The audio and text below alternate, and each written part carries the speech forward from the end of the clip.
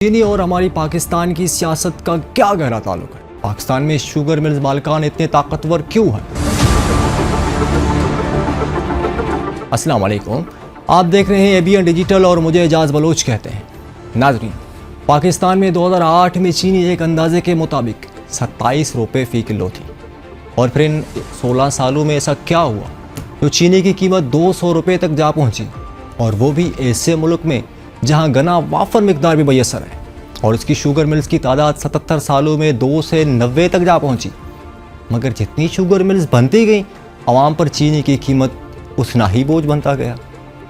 अगर हम चीनी की कीमत को दूसरे ममालिक से जायज़ा लेते हैं तो पड़ोसी मुल्क भारत में इस वक्त चीनी की कीमत 42 से 45 रुपये में है, जबकि हमसे जुदा होने वाले बांग्लादेश में 115 बांग्लादेशी टक्का फ़ी किलो बिकती है। चाय से लेकर अहम मशरूबात में चीनी एक अहम जज समझा जाता है, और उसकी कीमतों में उतार चढ़ाव पाकिस्तान की चीज़ों में उठने वाले अखराजात पर गहरा असर डालते हैं। पाकिस्तान में एक अंदाजे के मुताबिक चीनी का इस्तेमाल तकरीबन एक ख़ानदान माहाना 10 से 15 किलो तक करता है। गुज़श्ता माह हुकूमत के एक इक़दाम की वजह से इसकी कीमत 190 से 200 रुपये फ़ी किलो तक पहुँच चुकी है। गोया एक ख़ानदान अगर कम अज़ कम चीनी भी इस्तेमाल करे तो इसका माहाना ख़र्चा 1500 से 2500 रुपये तक चला जाता। मगर इस बार चीनी के दरामद के हुकूमती फैसलों पर बड़ी तनकीद की जा रही है। 2 जुलाई को नायब वज़ीर आज़म इसहाक़ डार के ऑफिस से जारी होने वाले बयान के मुताबिक लाखों टन चीनी की दरामद की इजाज़त इसलिए दी गई ताकि मकामी मार्केट में मुनासिब सप्लाई और कीमत में इस्तेहकाम बरकरार रखा जा सके। सरकारी अदाद शुमार के मुताबिक गुज़श्ता माली साल के दौरान पाकिस्तान में 7.5 लाख टन चीनी दरामद की गई, मगर अब इतनी ही चीनी बरामद की जा रही है, जिससे हुकूमत को काफ़ी तनकीद का सामना भी करना पड़ रहा है। मगर चीनी की कीमतें आसमान पर ही हैं। ये महज हुकूमत का स्कैंडल नहीं है, ये हर दौर में हर हुकूमत का मसला रहा। हुकूमत में भी शुगर मिल्स मालिकान के ही ज़रिए असर रहे हैं। पाकिस्तान में इदारा शुमारियात के मुताबिक गुज़श्ता हफ्ते चीनी की कीमत 182 रुपये थी, जबकि गुज़श्ता साल इसकी कीमत 143 थी। 30 जून को माली साल ख़त्म होने वाले साल में 7.5 लाख टन चीनी की बरामद से हुकूमत को शदीद तनकीद का सामना है। इससे कबल तहरीक इंसाफ के दौर में भी एक ऐसा ही तनाज़ा पैदा हुआ था। उस वक्त ही अपोजिशन जो इस वक्त हुकूमत के मज़े लूट रही शदीद तनकीद का निशाना बनाया था। उस वक्त के वज़ीर आज़म, जिनको अब हम बानी PTI के नाम से जानते हैं, उन्होंने एक कमेटी तश्कील दी थी। FIA ने इसकी इंक्वायरी भी की थी, जिसमें मुल्क में चीनी की किल्लत और कीमतों में इजाफे का ज़िम्मेदार शुगर मिल्स को करार दिया गया था। FIA ने इस इंक्वायरी रिपोर्ट में JW यानी कि जमालुद्दीन वाली ग्रुप, Rahim Yar Khan group, Omni group, Shamim Ahmed Khan group की शुगर मिल्स को उस वक्त चीनी बहरान का ज़िम्मेदार ठहराया गया था। इस इंक्वायरी में मिल्स को चीनी की बरामद के लिए बरामदी सब्सिडी से फ़ायदा उठाकर मुनाफा कमाने के साथ मकामी मार्केट में चीनी की कीमत में इजाफे से ज़्यादा मुनाफा कमाने का ज़िम्मेदार ठहराया गया था। जमालुद्दीन वाली शुगर मिल की वेबसाइट पर मौजूद मालूमात के मुताबिक जहांगीर तरीन JW ग्रुप के बोर्ड ऑफ डायरेक्टर के रुकन है, जिसकी मिल्कियत में 3 शुगर मिल्स हैं। इनमें 2 पंजाब के ज़िला रहीम यार खान और एक सिंध के ज़िला घोटकी में मौजूद है। तफसीलात के मुताबिक इस ग्रुप के मालिकान में कैस्केडेक कंपनी भी शामिल है, जिसमें मोनिस इलाही को शेयर होल्डर्स भी हैं। वो साबिक वज़ीर आला पंजाब चौधरी परवेज़ इलाही के बेटे हैं।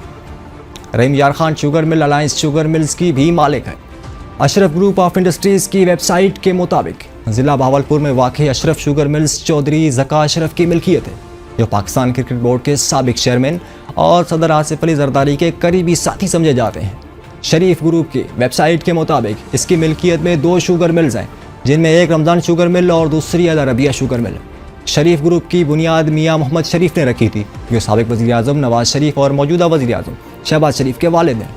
इसी तरह कश्मीर शुगर मिल अल शफ़ी ग्रुप की मिल्कियत है, जो शरीफ फैमिली के रिश्तेदार हैं। हसीब वक़ास ग्रुप 3 शुगर मिलों का मालिक है। ग्रुप की वेबसाइट पर दी गई तफसीलात के मुताबिक इसकी मिल्कियत में Haseeb Waqas sugar mills, Yusuf sugar mills और अब्दुल्ला शुगर मिल्स हैं। हसीब वक़ास ग्रुप मियाँ इलियास महराज की मिल्कियत है, जो मियाँ नवाज शरीफ और मियाँ शहबाज शरीफ के एक कज़न हैं। नून शुगर मिल्स के बोर्ड के एग्जीक्यूटिव डायरेक्टर सैफुल्ला खान नून है, जो मारूफ सियासी ख़ानदान नून फैमिली का हिस्सा है।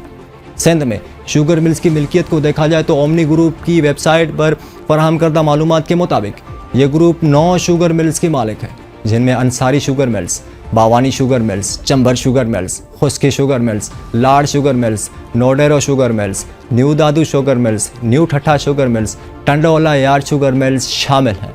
ओमनी ग्रुप अनवर मजीद की मिल्कियत है, जो अगरचे बराह रास्त सियासत में शामिल नहीं, ताहम इनका नाम सदर आसिफ अली जरदारी के करीबी साथियों में होता है।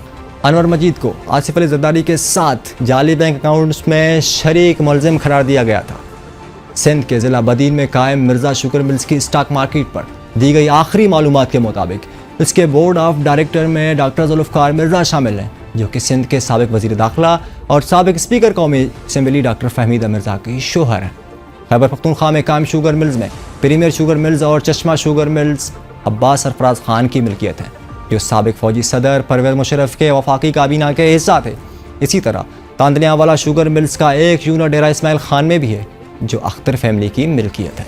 इस ग्रुप के बोर्ड के डायरेक्टर और चेयरमैन मखदूम अहमद महमूद है, जो साबिक गवर्नर पंजाब है। इसी तरह उनके बेटे सैयद मुस्तफ़ा महमूद भी एक बोर्ड के एक डायरेक्टर हैं, जो रहीम यार खान से पाकिस्तान पीपल्स पार्टी के टिकट पर MNA है। पाकिस्तान के सनती शोबे में शुगर इंडस्ट्री का हिस्सा करीब 3.5% है। पाकिस्तान शुगर मिल्स एसोसिएशन के वेबसाइट के मुताबिक तंजीम के 48 अरकान हैं, ताहम trade development authority of Pakistan नामी सरकारी इदारे के मुताबिक इस वक्त मजमूई तौर पर 72 शुगर मिल्स काम कर रही हैं, जबकि पंजाब फूड डिपार्टमेंट की वेबसाइट के मुताबिक ये 85 हैं। यानी इनमें से 45 पंजाब में, 32 सिंध में और 8 शुगर मिल्स खैबर पख्तूनख्वा में। अगर हम एक अंदाज़ा लगाएं कि पाकिस्तान में शुगर मिल्स की तादाद इतनी बड़ी है, और क्या शुगर मिल्स बनाना पाकिस्तान में आसान काम है? एक रिपोर्ट के मुताबिक 1948 से लेकर अब तक शुगर मिल्स कितनी रहीं, आइए आपको बताते हैं। 1948 से 2 शुगर मिल से शुरू होने वाली इंडस्ट्री 1960 से 6 शुगर मिल्स पर मुश्तमिल थी। 1961 से 1970 तक इसकी तादाद 20 हो गई थी। 1980 तक ये तादाद 34 तक जा पहुंची थी। 1980 से लेकर 1990 तक इसमें 26 शुगर मिल्स का इजाफा हुआ और उसकी तादाद 60 तक जा पहुंची। ताहम कुछ ज़राए से ये मालूम होता है कि शुगर मिल्स 2023 तक रिपोर्ट के मुताबिक इनकी तादाद 87 से 90 तक जा पहुंची। इस तमाम के बावजूद चीनी की कीमत 196 तक जा पहुंची है। हुकूमत की जानिब से पहले 7,65,000 टन चीनी बरामद की गई और अब इनकी कीमत को कंट्रोल करने के लिए 5 लाख टीनी मज़ीद बरामद की जा रही है। राना तनवीर का कहना था कि 5 लाख टन की मज़ीद इजाज़त चीनी की बढ़ती हुई कीमत के पेश नज़र दी गई। पाकिस्तान ब्यूरोक्रेट स्टेटस के मुताबिक बरामद से पहले चीनी की कीमत 138 रुपये थी, जो अब 196 तक जा पहुंची। टैक्सेस और ड्यूटीज़ माफ़ किए बगैर चीनी की दरामदी लागत 245 रुपये थी। टैक्सेस छूट के बाद चीनी की दरामदी कीमत 153 रुपये फ़ी किलो लगाया गया। इससे कबल ये वफाकी काबीना की राब्ता कमेटी में सेक्रेटरी ख़जाना ने सब्सिडी देने या टैक्स छूट देने से साफ इनकार किया था, मगर बाद में हुकूमत ने यह समरी इक़्तिसादी राब्ता कमेटी में रखने के बजाय वफाकी काबीना में पेश कर दी। इस सारी सूरत हाल को हुकूमत 7,65,000 टन बरामद करने को करार दिया जा रहा है, मगर ये सूरत हाल 1 मिलियन टन चीनी की कम पैदावार की वजह से, मौसमियाती तब्दीली की वजह से फसल की पैदावार पर मनफी असर पड़ा। कुछ खबरों के मुताबिक वफाकी काबीना ने चीनी दरामद पर 18% sales tax, 3% additional sales tax, 6% income tax, 20% custom duty, 6% additional custom duty को भी ख़त्म कर दिया है। वज़ीर इत्तलात ने इस सवाल का जवाब नहीं दिया कि आया हुकूमत ने इन टैक्स में छूट दी है या नहीं। वज़ारत ख़जाना का वफाकी काबीना के इस फैसले पर एतराज़ उठाते हुए वज़ीर आज़म के दफ्तर को आगाह कर दिया है कि यह फैसला पाकिस्तान के बैनुल अक़वामी वादों पर भी असरअंदाज हो सकता है। इन हुकाम के मुताबिक पाकिस्तान ने यह वादा भी कर रखा है कि वो ज़रूरी अजनास की ख़रीदारी नहीं करेगा। IMF का हुकूमत के चीनी की दरामद पर टैक्स फ्री करने पर तहफ़्फ़ुज़ात का इज़हार किया है। हुकूमत ने चीनी की दरामद फूड एमरजेंसी की वजह से जायज़ करार दिया। 14 जुलाई को साबिक निगरान वफाकी वज़ीर और नून लीग के साबिक मोहसिन ने भी हुकूमत की चीनी दरामद करने पर सवालात उठा दिए हैं। उनका कहना था कि $30 करोड़ की चीनी दरामद करना महज कीमतें कंट्रोल करने के नाम पर ठीक नहीं, इस पर नज़रसानी करनी चाहिए। उनका कहना था कि कीमतें कम करना हुकूमत का काम है, इसमें नाकामी चीनी दरामद करने पर नहीं हो सकती। इनका कहना है कि चीनी के सबसे बड़े सारिफ आम आदमी नहीं बल्कि फूड और बेवरेजेस इंडस्ट्री है। इन्हीं लोगों ने पहले चीनी एक्सपोर्ट करने के लिए ऑर्डर दिए और इंपोर्ट भी यही कर रहे हैं। इस बात में भी काफ़ी शुबहात पाए जाते हैं कि वज़ारत ख़जाना ने टैक्स छूट के मामले को वज़ीर आज़म के दफ्तर उठाया है या नहीं। फूड सिक्योरिटी ने वजाहत की मौजूदा हुकूमत ने चीनी बरामद की इजाज़त दी थी, जबकि मुल्क में चीनी वाफर मिक़दार में थी, मगर अब चीनी की कीमत को बरकरार रखने के लिए मज़ीद चीनी की दरामद की जा रही है। पाकिस्तान ब्यूरो स्टैटिस्टिक्स के मुताबिक 7,65,734 मैट्रिक टन चीनी बरामद की गई, जिससे 114 अरब रुपए का ज़रमबादला हासिल हुआ। यानी पिछले साल के मुकाबले में 2200% ज़्यादा चीनी बरामद की गई। पहले बरामद और फिर दरामद की गई। चीनी पर हुकूमत की पॉलिसी पर सवालात उठ रहे हैं। बरामद से पहले चीनी की मौजूदा कीमत के मुकाबले में 58 रुपये कम थी।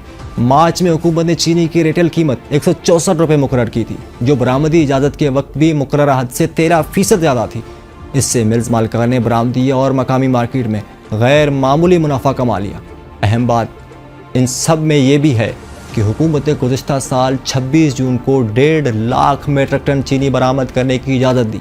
साथ ही चीनी के बरामद के अमल के लिए काबीना की खुसूसी कमेटी कायम की और कमेटी के TORs भी जारी किए, जिसके तहत कमेटी के हफ्ते में 2 अजलास होंगे।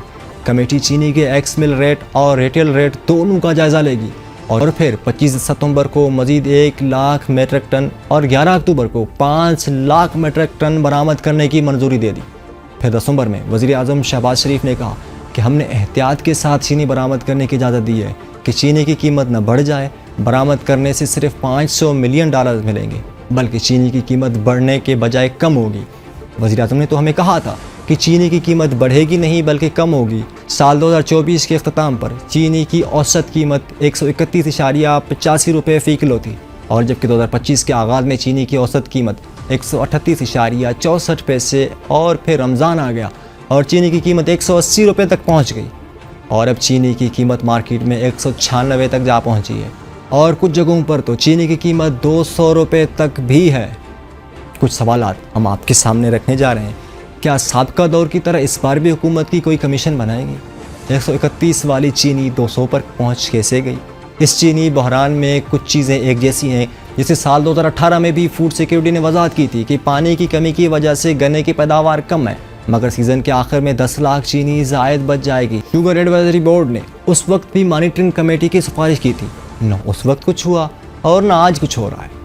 उस वक्त भी कहा था कि माहाना बुनियादों पर चीनी की फराहमी का जायज़ा लिया जाएगा। इस वक्त भी वजारत तिजारत ने अपनी सिफारिशात ECC को भेजी और फिर ECC ने इजाज़त दे दी। उस वक्त भी चीनी 60 से 65 और फिर 70 से तजावज़ कर गई, मगर कुछ नहीं हुआ।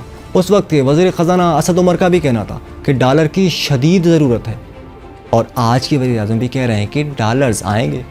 उस वक्त की हुकूमत भी बरामद करने के फैसले को दुरुस्त कह रही थी और आज की हुकूमत भी इसको दुरुस्त कह रही है। वो भी कह रहे थे कि चीनी की वाफर मकदार मौजूद थी। आज भी हमें बताया जा रहा है कि वाफर मकदार में चीनी थी, इसलिए कीमतें बढ़ने का कोई ख़तरा मौजूद नहीं था, तो बरामद कर दी गई।